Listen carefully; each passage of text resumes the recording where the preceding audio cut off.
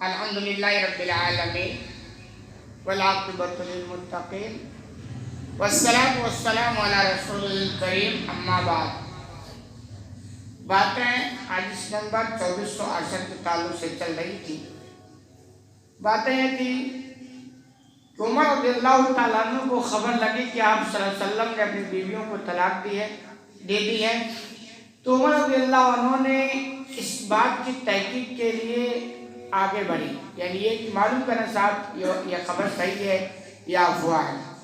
چنانچہ یہ گھر سے نکلے اور ہوتے ہواتے اپنے بیٹی حفصہ رضی اللہ عنہ کے پاس پہنچی۔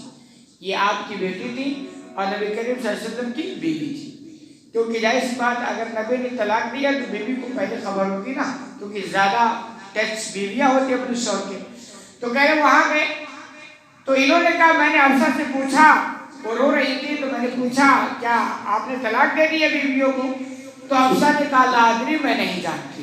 انہوں نے کہا مجھے پتا نہیں ہے طلاق دیا کہ کیا معاملہ ہے، اور ساتھ ہی پتا چلا کہ آپ صلی اللہ علیہ وسلم بالا خانہ میں تشریف رکھے ہوئے ہیں۔ تو کہہ رہے فخرجت فجئت المنبر، تو میں وہاں سے نکلا، یعنی حفصہ رضی اللہ عنہ کے پاس سے نکلا اور منبر کے پاس پہنچا۔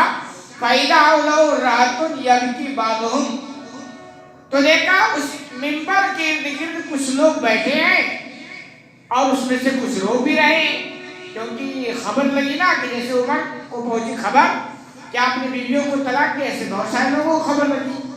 تو یہ معاملہ بڑا تعجب خیز تھا اور سنگین معاملہ تھا کہ نبی نے ساری بیویوں کو طلاق دے دی، اس میں رونے کا بھی مقام تھا۔ تو بعض صحابہ کرام رو بھی رہے تھے یہ خبر سن کر کے غالباً۔ کہہ رہے فَجَلَسْتُ مَعَهُمْ قَلِيلًا، عمر فرماتے ہیں کہ میں ان لوگوں کے ساتھ تھوڑی دیر بیٹھا رہا، منبر کے پاس جو لوگ تھے تو کہہ رہے میں بھی ان کے ساتھ بیٹھا رہا، لیکن تھوڑی دیر بیٹھا، زیادہ نہیں۔ ثُمَّ غَلَبَنِي مَا أَجْدُ، پھر مجھے رنج کا غلبہ ہوا۔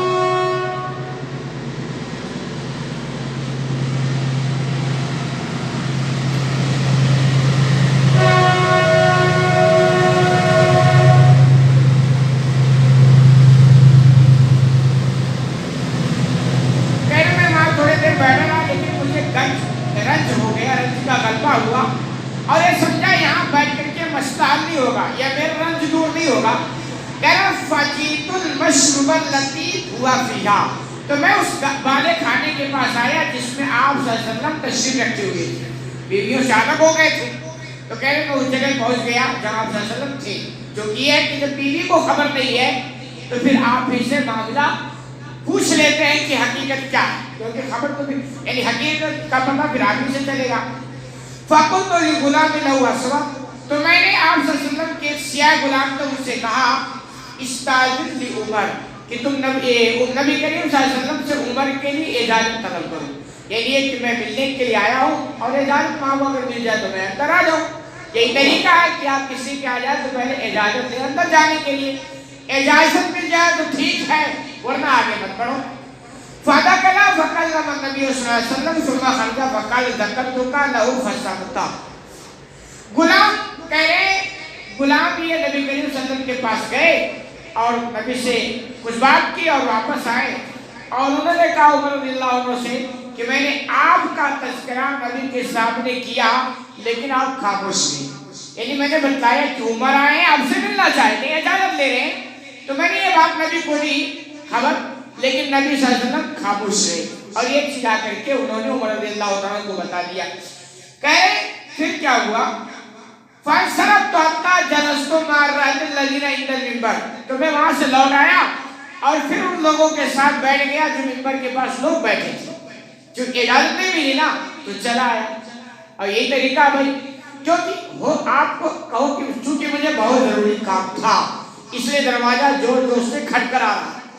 سوال یہ ہے کہ جو آپ سے ملنا نہیں چاہتا کہیں آپ سے زیادہ بھی کسی ضروری کام میں ملا ہو تو بزی ہو، تو اس لیے اگر آج مل گئے تو ٹھیک، نہ ملے تو واپس، تو وہ لوٹ کے آگئے۔ ثُمَّ غَلَبَنِي مَا أَجْدُ، کہہ رہے پھر مجھے رنج کا غلبہ ہوا، یعنی وہاں بیٹھ تو گیا واپس آ کر کے لیکن تسلی نہیں ہو پائی، کیونکہ یہ خبر لگی تو اس کی تحقیق ہونی چاہیے نا، اور یہ سمجھ رہے کہ یہاں بیٹھ کر کے مسئلہ حل نہیں ہوگا۔ فَجِئْتُ فَذَكَرَ مِثْلَهُ، گئے پھر واپس آیا نبی کے پاس اور اسی طرح کا واقعہ پھر ہو گیا، یعنی غلام کا اجازت لی اور آپ خاموش رہے، آ کر مجھے بتا دیے، پھر واپس آ گیا میں۔ فجلست رجل الذين عند المنبر، کہتے پھر بھی منبر کے پاس لوگوں کے ساتھ آ کے بیٹھ گیا۔ ثم غلبني ماجد، پھر مجھے رنج کا غلبہ ہوا، فجئت الغلام، پھر میں واپس غلام یعنی نبی کا غلام جو تھے ان کے پاس گئے، یعنی 3 بار۔ پہلے بار اجازت نہیں ملی، واپس آ گئے، دوبارہ گئے اجازت نہیں ملی، پھر واپس آ گئے، پھر 6 بار بھی گئے۔ ہمارا بھی طریقہ کچھ ایسے ہونا چاہیے، اگر مکان والا جس سے ملنا چاہے اجازت نہیں دے رہا تو آپ چلے آؤ، کیا مسئلہ ہے، کیا پتہ کیا معاملہ ہے۔ کہہ رہے فقلتو، میں نے کہا، عمر کہہ رہے میں نے غلام سے کہا استاذن لی عمر فذکر مثلا، کہ عمر کے لیے تم اجازت طلب کر لو، تو کہہ رہے پھر اسی طرح کا معاملہ ہو گیا جیسے پہلے ہوا تھا، غلام اندر گئے، نبی سے بات کی، نبی خاموش ہے، یہ واپس آ گئے اور بتا دیا سبب۔ 3 بار گئے اور تینوں بار ایسا ہو گیا۔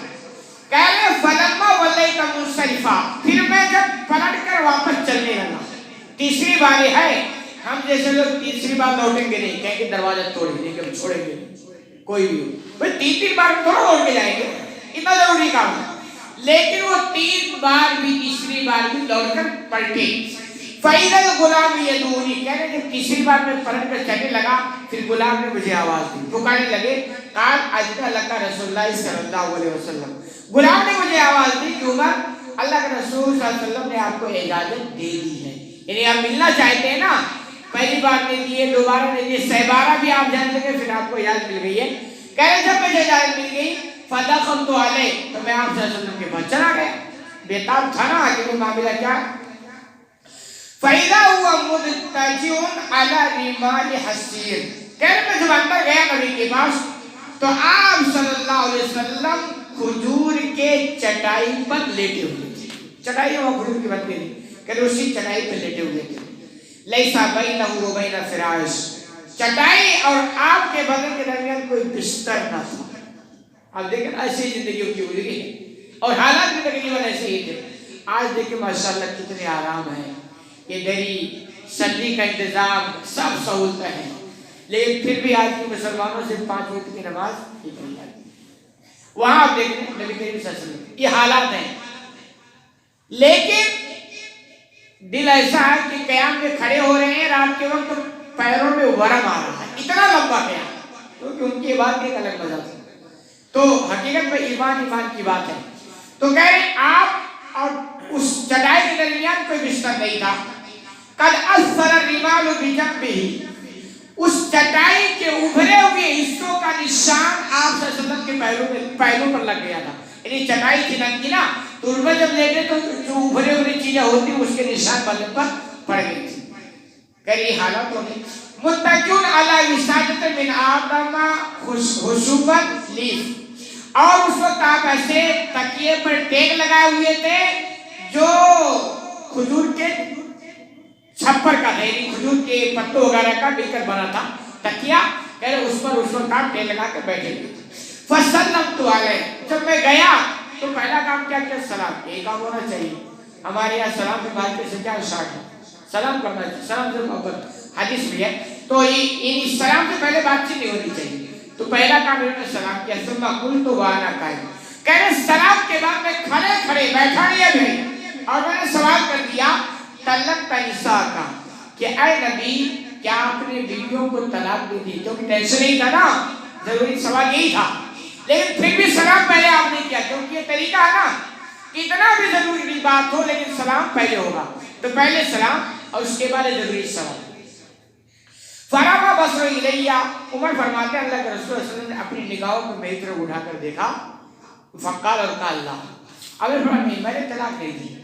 ہوا یہ تھا نا، کبھی کبھی ایسا ہوتا ہے کہ حالات کو دیکھ کر کے ایسی خبر اڑ جاتی، چونکہ آپ نے بیویوں سے علیحدگی یعنی الگ ہو گئے تھے نا، تو لوگوں نے سمجھا کہ کبھی ایسا تو ہوا نہیں ہے، اب ساری بیویوں سے الگ ہو گئے، اس کا مطلب آپ نے طلاق دے دی ہے، خبر یہی یعنی مطلب نکال کر کے خبر پہنچی تھی۔ لیکن اچھے لوگوں کا کام یہ ہے کہ اس خبر کی تحقیق کریں، حقیقت کیا ہے، جیسے عمر رضی اللہ عنہ تحقیق میں لگے نا، اور ہم لوگ کیا کرتے ہیں خبر لے کر کے، جیسے خبر اڑتی ہوئی آ جاتی ہے نا، ویسے ہم بھی خبر کو لے کر کے اڑ جاتے ہیں، پھر آ کے جو نتائج ہوتے ہیں ہم جانتے ہیں. خبر کوئی بھی آئے نا اس کی تصدیق ضروری ہے.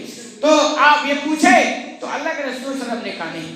ثم قلت وانا قائم استانس، کہہ رہے پھر کھڑے کھڑے ہی میں آپ صلی اللہ علیہ وسلم کے رنج کو ہلکا کرنے کے لیے کہا یا رسول اللہ، اللہ کے رسول. چونکہ آپ بیویوں سے الگ تھے نا، تو بیوی سے الگ آدمی کب ہوگا؟ تو کوئی ٹینشن ہوگا نا، کوئی مسائل الجھیں گے. اور یہی تھے کچھ ایسے حالات کہ زندگی ہوتا ہے.